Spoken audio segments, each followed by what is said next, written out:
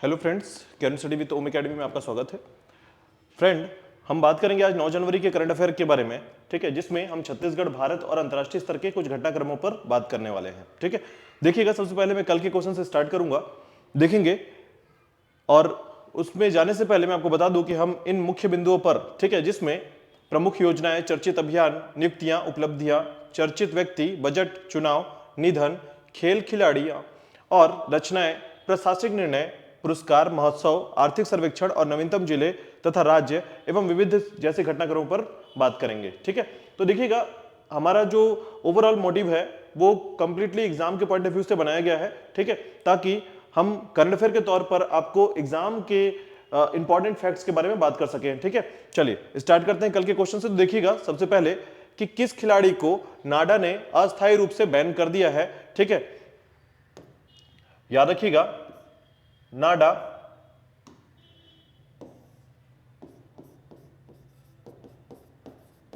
जो कि राष्ट्रीय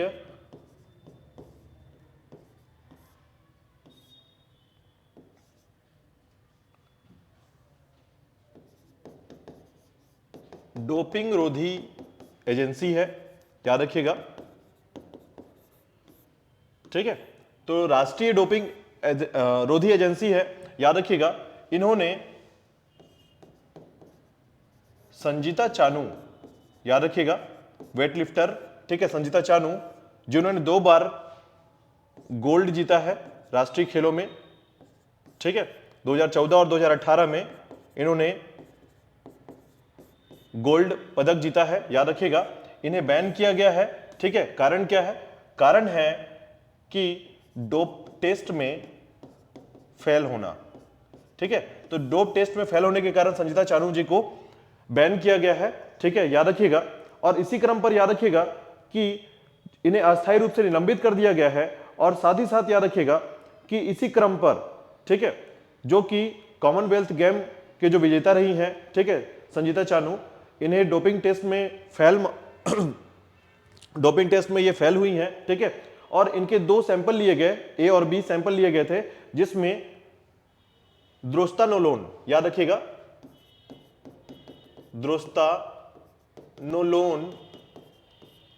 द्रोस्तानोलोन नामक एनाबॉलिक स्टेरॉइड जो है पाया गया।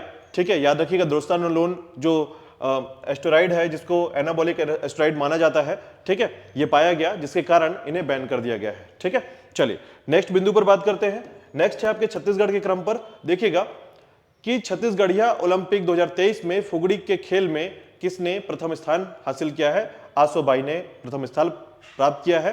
तो देखिएगा, फुगड़ी जो कि छत्तीसगढ़ के ओलंपिक में 14, याद रखिएगा, हम थोड़ा सा यहां पर बात करते हैं। देखिएगा, छत्तीसगढ़िया ओलंपिक 2023, ठीक है, तो जो छत्तीसगढ़िया ओलंपिक है,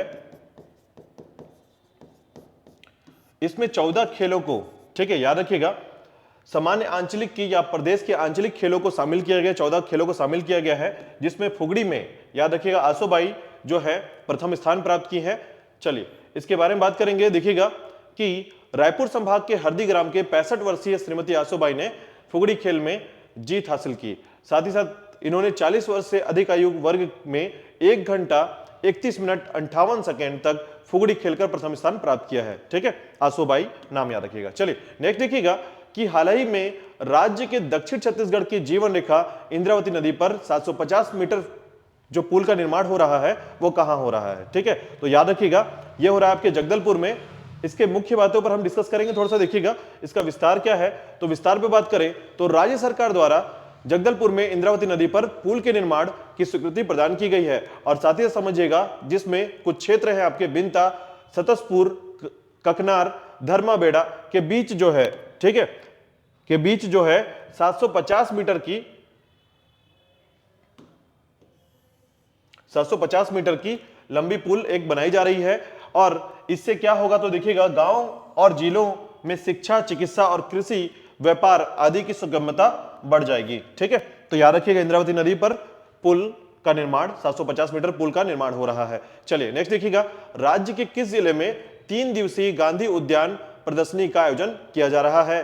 तो यह है आपके रायपुर में, जिसमें गांधी उद्यान प्रदर्शनी का आयोजन किया जा रहा है। इसके विस्तार पे देखिएगा कि राजधानी रायपुर के बेमेतरा क्षेत्र में, ठीक है, राजधानी रायपुर के बेमेतरा क्षेत्र में गांधी उद्यान में 3 दिवसीय पुष्प, याद रखिएगा 3 दिवसीय पुष्प और सब्जी प्रदर्शनी का आयोजन किया जा रहा है, जो कि 7 से 9 जनवरी तक किया जाएगा। ठीक है, इस प्रदर्शनी में गुलाब, गेंदा, ग्लेडियोलस, सेवंती, डहेलिया, जरबेरा और लिली समेत फूलों की 45 से अधिक किस्मों का प्रदर्शन किया जाएगा।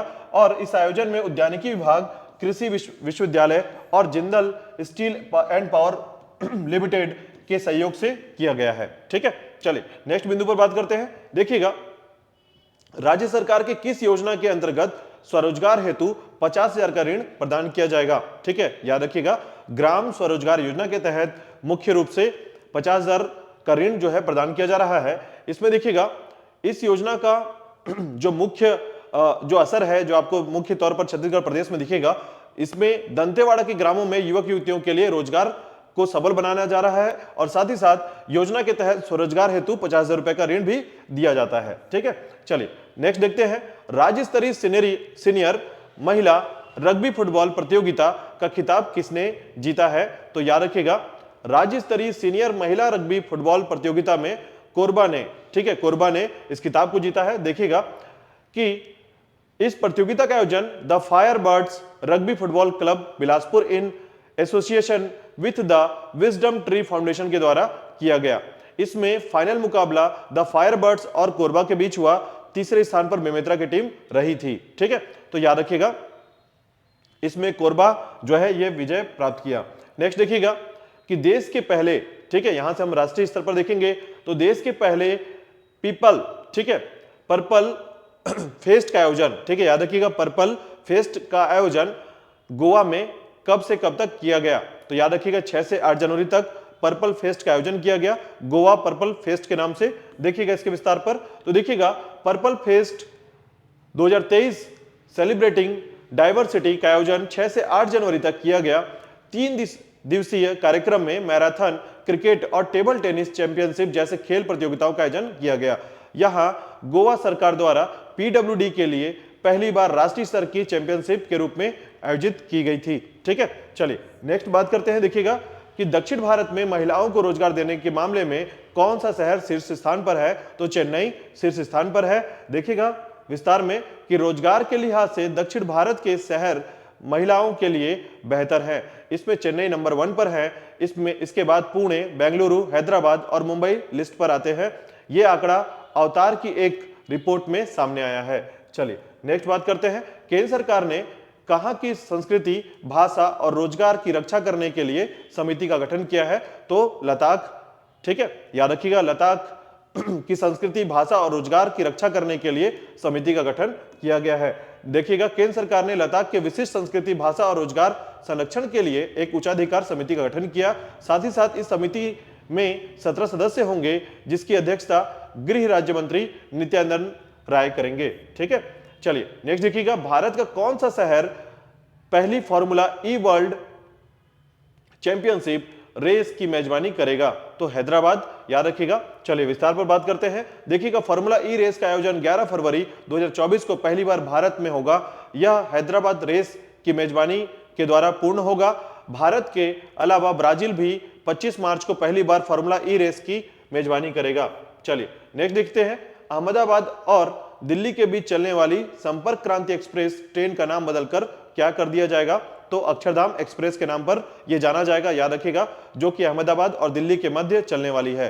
ठीक है, संपर्क क्रांति एक्सप्रेस, याद रखिएगा। चलिए नेक्स्ट देखिएगा, रेल मंत्री की घोषणा के द्वारा अहमदाबाद और दिल्ली के बीच चलने वाली संपर्क क्रांति एक्सप्रेस ट्रेन का नाम बदलकर अक्षरधाम एक्सप्रेस कर दिया जाएगा। यह घोषणा बीएपीएस स्वामीनारायण संप्रदाय के महीने भर चलने वाले प्रमुख स्वामी शताब्दी समारोह के हिस्से में के रूप में की गई है। ठीक है, चलिए नेक्स्ट देखिएगा, सरकार ने प्रवासी भारतीय सम्मान पुरस्कार के लिए कितने प्रवासी भारतीयों को नामित किया है? तो 27 भारतीयों को नामित किया है। देखिएगा, सरकार ने 27 भारतीय को सम्मान के लिए नामित किया, जिसमें पुरस्कार राष्ट्रपति के द्वारा प्रदान किए जाएंगे। गुयाना के राष्ट्रपति मोहम्मद इरफान अली डीएसबी ग्रुप के सीईओ पीयूष गुप्ता 17वें प्रवासी भारतीय सम्मान पुरस्कार के 27 प्राप्तकर्ताओं में शामिल हैं। चलिए नेक्स्ट देखते हैं। देखिएगा दुनिया के सबसे अंतर्राष्ट्रीय स्तर पर हम बात कर ले पहले तो देखिएगा दुनिया के सबसे ऊंचे युद्ध क्षेत्र में सक्रिय रूप से तैनात होने वाली पहली महिला अधिकारी कौन बनी है? तो याद रखिएगा शिवा चौहान, ठीक है, याद रखिएगा शिवा चौहान, ठीक है, पहली महिला अधिकारी। देखिएगा कैप्टन शिवा चौहान दुनिया की सबसे ऊंचे युद्ध क्षेत्र सियाचिन में परिचालन के लिए तैनात होने वाली पहली महिला अधिकारी बनी है। कैप्टन शिवा चौहान ने नेतृत्व में सैंपर्स की टीम को 3 महीने के लिए पोस्ट पर तैनात किया जाएगा, ठीक है। चलिए नेक्स्ट देखते हैं। पहले यूनाइटेड कप के फाइनल में किसने जीत हासिल की है? तो अमेरिका ने जीत हासिल की है, याद रखिएगा। बात करते हैं, देखिएगा अमेरिका ने यूनाइटेड कप के फाइनल में इटली को 3-0 से हराकर यह खिताब जीता है। अमेरिका ने मैटियो बेरेटिनी पर टेलर फ्रिट्ज की जीत हासिल की है, ठीक है। चलिए बात करते हैं नेक्स्ट क्वेश्चन की। तो कौन सी कंपनी भारत में पहला फ्लैगशिप स्टोर खोलने की तैयारी कर रही है? तो इसका आंसर कमेंट बॉक्स पे जरूर दीजिएगा। मिलते हैं कल नए करंट अफेयर के साथ। धन्यवाद।